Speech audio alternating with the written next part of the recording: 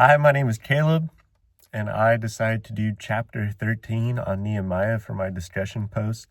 Nehemiah was a cupbearer for King Artaxerxes, and when people from his homeland of Jerusalem came back and reported the news about the walls of Jerusalem being destroyed and burned down, it really moved Nehemiah's heart.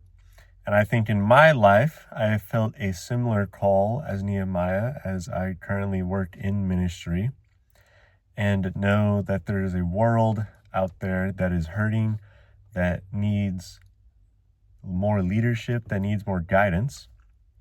And so Nehemiah, having this calling, this need put on his heart, decided to go to the king, Artaxerxes, and ask for permission to go back to his homeland of Jerusalem and rebuild the walls. Now, I am a young adult pastor, and so I have the community college right next to our church campus. And it can be very intimidating for me to go to this secular space and try to include more of God there. There's a lot of fear of rejection. There's a lot of fear of humiliation of what will happen if they say no, whether or not I'll be able to do God's work. I think seeing Nehemiah so boldly knowing that God had put something on his heart to then go ask the king for permission to go leave his land and go rebuild another kingdom's walls is very inspiring and encouraging, knowing that when God has put something on our heart, that we should go do it because God's in control. He's the one dictating what's going to happen. He's already prepared a way for it to work. So Nehemiah goes and asks for permission, and they start rebuilding the wall.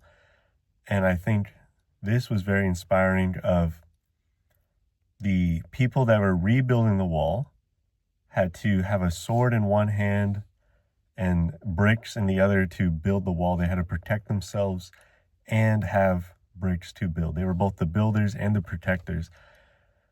And I noticed that something that stops me a lot is thinking that we don't have the manpower, or thinking that we're not ready for it yet because we just aren't prepared. We don't have the resources. But Nehemiah didn't let that stop him.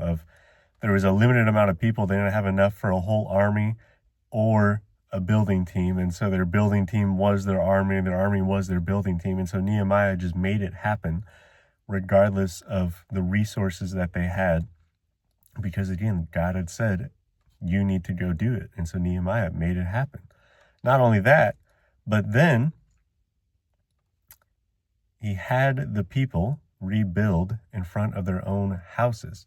He had them be personally invested into something. And again, I think in my own life it's so easy to know that my faith is good for me and that it builds me up. But to know that the world can be encouraged by God, the world can build up their walls around to protect their own house the same way that God has protected my house. But then a guy named Sanballat came and tried to sow a bunch of dissension with Nehemiah and his building crew.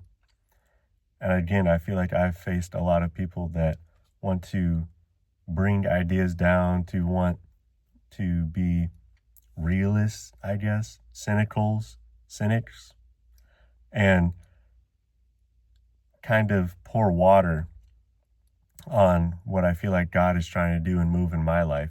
And it's very easy to be discouraged by it. But again, like Nehemiah, we have to be reminded that God has put a calling on our hearts, and that if he is asking us to go somewhere, it's because he has a plan for it.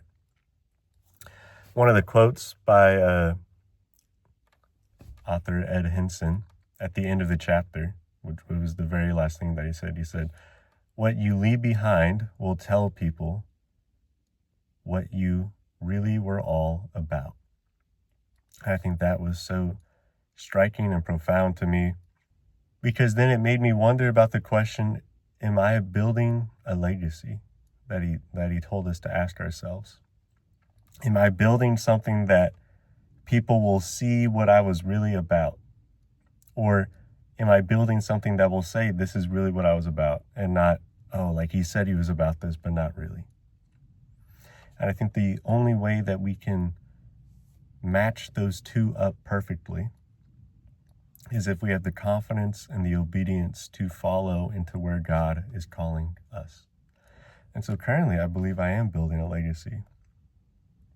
I mean, I think we all are building legacies. But I really hope that what I think I'm building is actually what's being left behind.